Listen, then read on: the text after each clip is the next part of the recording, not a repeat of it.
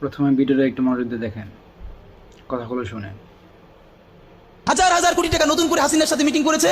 ইলেকশনের আগে বড় বড় ফিগারকে এখানে অ্যাসাসিনেশন করা হবে, গুপ্ত হত্যা করা হবে। পুরো এখানে ভারতীয় আধিপত্যবাদ এখানে সব থেকে বেশি অ্যাক্টিভ আছে।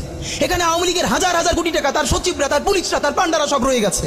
আর্মির মধ্যে একটা বড় অংশ রয়ে গেছে, কোনো সংস্কার করা হয় নাই। তার বারবার স্যাবোটেজ করবার চেষ্টা করছে, এই রাষ্ট্রকে, এই সরকারকে ফেল করানোর চেষ্টা করছে। তো আপনি মুক্তিযুদ্ধের পরে যে ৩-৪ বছর এইরকম রাহাজানি হয়েছে, সেটাকে যদি অটকুন দিতে পারেন যে নতুন রাষ্ট্র গঠনের আগে এই ঝামেলাটা হয়, তাহলে এই যে নতুন বাংলাদেশের স্বপ্নের মধ্যে এইগুলোকে আপনি বড় করে মপ করে ফ্রেমিং করেন।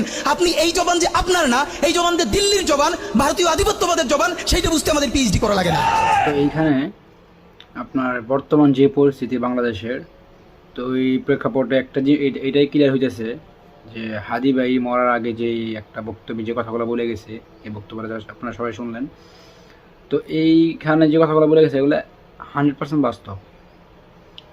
কেননা দেখেন, এখন হাদি ভাই খুন হইল, তারপর আপনার ওনার যে হত্যাকারীরা আছে, খুনিরা, এখন পর্যন্ত তাদের বিচার করা হয় নাই। আর প্রশাসন এগুলো এড়াই চলতেছে, এটার বিপক্ষে কোনো পদক্ষেপ নিতেছে না। তো এইটাই প্রমাণ হইতেছে যে হাদি ভাই যে বলে গেছে প্রশাসনের মধ্যে বা সেনাবাহিনীর মধ্যে যে আপনার আওয়ামী লীগের বা দিল্লির যে একটা অংশ রয়ে গেছে, এখনও বড় ধরনের একটা অংশ রয়ে গেছে যারা দিল্লির কথা মতো চলতেছে, এটা আসলেই বাস্তব। যদি আজকে যদি এটা না হইতো, তাহলে অবশ্যই এতদিনে ওনার হাদি ভাইয়ের হত্যা বিচার নিশ্চিত হয়ে যেত, অথবা খুনিদেরকে আপনার বাংলাদেশের আইনের আওতায় এনে সর্বোচ্চ শাস্তি প্রদান করা হইতো। তার কোনোটাই এখন হইতেছে না। এর মানে এটাই প্রমাণ হয় যে হাদি ভাই খুন হয়েছে, যে খুনের আগে যে কথাগুলো বলে গেছে, এই কথাগুলো 100% রাইট ছিল, এমনকি যৌক্তিক ছিল, যার কারণেই তাকে মাইরা ফেলাইছে। এমনকি তার খুনিদের এখন পর্যন্ত কোনো শাস্তি হইতেছে না, আর প্রশাসন এগুলো দেখেও এরা চলতেছে।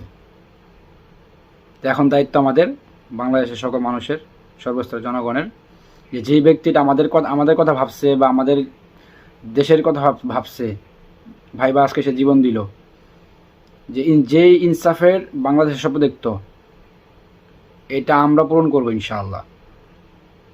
এটা আমাদের দায়িত্ব। তার প্রতি ইনসাফ যেটা হয়, এটা আমরা চাই, এমনকি এটার জন্য আমরা লড়ে যাব। এটার জন্য আপনার বাংলাদেশের জনগণের পাশাপাশি আমরা যত প্রবাসীরা আছি বাইরে, আমরা আপনাদের পাশে আছি।